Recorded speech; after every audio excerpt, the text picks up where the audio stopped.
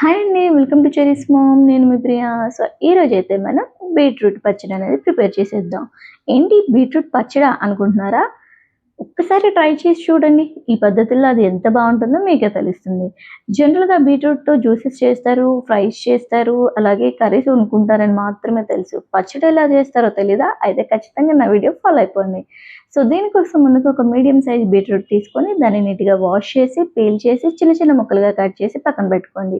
మన కారానికి సరిపడా ఎండుమిర్చి, అలాగే ఒక టేబుల్ స్పూన్ జీలకర్ర, 2 టేబుల్ స్పూన్లు ధనియాలు కూడా తీసి పక్కన పెట్టుకోండి. అలాగే చిన్న నిమ్మకాయ సైజ్ అంతా చింతపండు కూడా పక్కన పెట్టుకోండి. ఫస్ట్ పాన్ హీట్ చేసిన తర్వాత అందులో ఆయిల్ ఏసి, బీట్రూట్ ముక్కలు వేసేసి, అందులో కొంచెం సాల్ట్ ఏసి కొంచెం మగ్గనిచ్చేద్దాం. సో, ఇది ఎలా ఫ్రై అవ్వాలంటే మనం బీట్రూట్ ముక్కని మధ్యకి విరిపినప్పుడు అది పర్ఫెక్ట్‌గా ఇరగాలనమాట. అంటే అలా వచ్చినప్పుడు మనకిది చక్కగా కుక్ అయిందని అర్థం అనమాట. సో, ఈ స్టేజ్‌లో బీట్రూట్స్‌ని తీసేసి పక్కన పెట్టేసుకుందాం.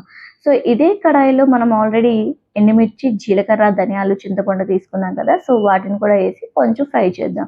సో, ఇవి చాలా ఫాస్ట్‌గా ఫ్రై అవుతాయండి చూసుకోండి. లేదంటే ఎండుమిర్చి బాగా నల్లగా మాడిపోయాయంటే పచ్చడి మీకు చేదొచ్చేస్తుంది. సో, వీటిని కూడా లైట్‌గా ఫ్రై చేసి పక్కన పెట్టేసుకుందాం. సో, ఈ బీట్రూట్ పచ్చడి ఎందుకంత స్పెషల్ అంటే దీంట్లో చాలా హెల్త్ బెనిఫిట్స్ ఉంటాయి. ఇందులో ఐరన్ ఉంటుంది, డైజెషన్‌కి ఉపయోగపడుతుంది, హార్ట్‌కి ఉపయోగపడుతుంది, మంచి ఇమ్యూనిటీ బూస్టింగ్ అనమాట. మంచి యాంటీ ఆక్సిడెంట్స్ కూడా ఉంటాయి. సో, ఫస్ట్ ఎండుమిర్చిని కొంచెం గ్రైండ్ చేసుకున్న తర్వాత ఉడికించిన బీట్రూట్‌ని కూడా వేసి కొంచెం మరీ మెత్తగా పట్టేయకండి.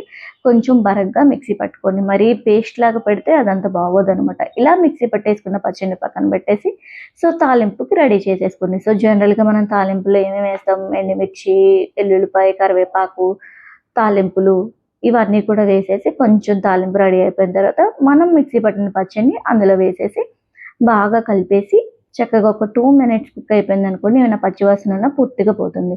సో, ఈ పచ్చడిని ఒక జార్‌లో తీసి పక్కన పెట్టుకోండి. చల్లారిన తర్వాత ఇది ఖచ్చితంగా మీకు ఫ్రిడ్జ్‌లో పెట్టుకుంటే 10 డేస్, 15 డేస్ కూడా ఉంటుంది. అసలు చాలా అంటే చాలా బావుంటుంది. ఇది ఇడ్లీలోకి, దోసల్లోకి, వేడి వేడి రైస్‌లో నెయ్యేసుకొని తింటుంటే సూపర్ ఉంటుందండి. సో, ఎవరికైనా ఇలాంటివి తినలేను అనుకున్నప్పుడు ఇలా ట్రై చేస్తే సూపర్ కాంబినేషన్స్‌తో అదిరిపోతుంది. మరిన్ని వీడియోస్ కోసం తప్పకుండా మన ఛానెల్‌ని సబ్స్క్రైబ్ చేయండి. Thanks for watching.